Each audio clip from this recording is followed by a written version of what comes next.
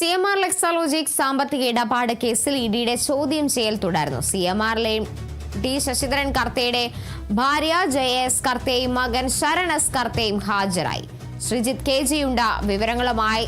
ശ്രീജിത്ത്, എന്തായാലും ഇഡിയുടെ ചോദ്യം ചെയ്യൽ പുരോഗമിക്കുന്ന സാഹചര്യമാണ്. എങ്ങനെയാണ് ലഭിക്കുന്ന വിവരങ്ങൾ? CMR ലെക്സാലോജിക് കേസുമായി ബന്ധപ്പെട്ട് EDയെ സംബന്ധിച്ചിടത്തോളം സുപ്രധാനമായ ഒരു നീക്കത്തിലേക്കാണ് കടന്നിരിക്കുന്നത്.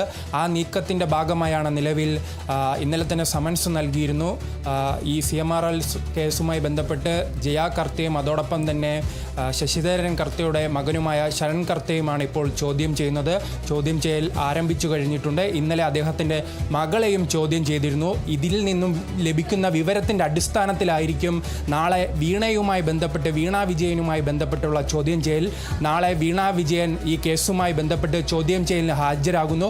കഴിഞ്ഞ ആഴ്ച ഈ വീണ വിജയന് സമൻസ് നൽകിയിരുന്നു. ഈ കേസുമായി ബന്ധപ്പെട്ട് ഹാജരാവാൻ സമൻസ് നൽകിയിരുന്നെങ്കിൽ അന്ന് ആരോഗ്യ പ്രശ്നങ്ങൾ ചൂണ്ടിക്കാട്ടി അന്ന് വീണ വിജയൻ ഹാജരായിരുന്നില്ല. തുടർന്നാണ് ബുധനാഴ്ച നാളെ ഹാജരാകാനായി സമൻസ് നൽകിയിരിക്കുന്നത്. നാളെ 11 മണിയോടെ തന്നെ ഹാജരാകണമെന്നാണ് ഇപ്പോൾ ED ആവശ്യപ്പെട്ടിരിക്കുന്നത്. അതിനു മുൻപുള്ള നീക്കങ്ങളായാണ് ഇപ്പോൾ ഈ ജയ കർത്തയും അതോടൊപ്പം തന്നെ ശരൺ കർത്തയെല്ലാം ചോദ്യം ചെയ്യുന്നത്. ഓരോ ചോദ്യം ചെയ്യലും വളരെ ജാഗ്രതയോടുകൂടിയാണ് ഇപ്പോൾ ED മുന്നോട്ട് പോകുന്നത്. കാരണം പല സുപ്രധാന വിവരങ്ങളും ലഭിക്കുന്നതിലൂടെ തന്നെ ഈ കേസുമായി ബന്ധപ്പെട്ട് മുന്നോട്ട് പോകാൻ കഴിയുമെന്ന ഒരു ആത്മവിശ്വാസം ED പ്രകടിപ്പിക്കുന്നുണ്ട്. അതോടൊപ്പം തന്നെ നാളത്തെ ഈ ദിനത്തെ വളരെ പ്രധാനപ്പെട്ടതാക്കുന്നത് CPMനെ സംബന്ധിച്ചിടത്തോളമാണ്.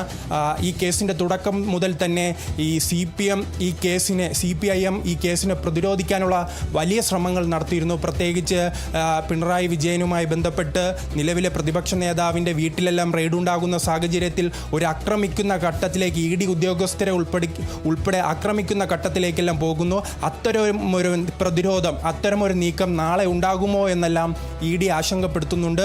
അതുകൊണ്ട് തന്നെ നാളെ ED ഓഫീസിനെല്ലാം കനത്ത സുരക്ഷയാണ് നിലവിൽ അവിടെ ക്രമീകരിച്ചിരിക്കുന്നത്. എന്തായാലും അല്പസമയം മുൻപായിരുന്നു ജയ കർത്തയും അതോടൊപ്പം തന്നെ ശരൺ കർത്തയും EDക്ക് മുന്നിൽ ഹാജരായത്. ചോദ്യം ചെയ്യൽ തുടരുകയാണ്. ഇന്നലെ ഇവരുടെ ശശിധരൻ കർത്തയുടെ മകളെ ചോദ്യം ചെയ്തപ്പോൾ മണിക്കൂറുകളോളമാണ് ഇന്നലെ നീണ്ടത്. ഇന്നലെ ഷിബി കർത്ത ഹാജരായത് 10:30 പിന്നീട് അത് മണിക്കൂറുകളോളം നീണ്ട് വൈകുന്നേരം വരെ ആ ചോദ്യം ചെയ്യൽ നീളുന്ന ഒരു സാഹചര്യമുണ്ട്. അത്തരത്തിൽ തന്നെയായിരിക്കും ഈ ചോദ്യം ചെയ്യലും വൈകിട്ടോടുകൂടി തന്നെയായിരിക്കും അവസാനിക്കുക. ശരി, വ്യക്തമാണ്. ശ്രീജിത്താണ് വിവരങ്ങൾ നൽകിയത്.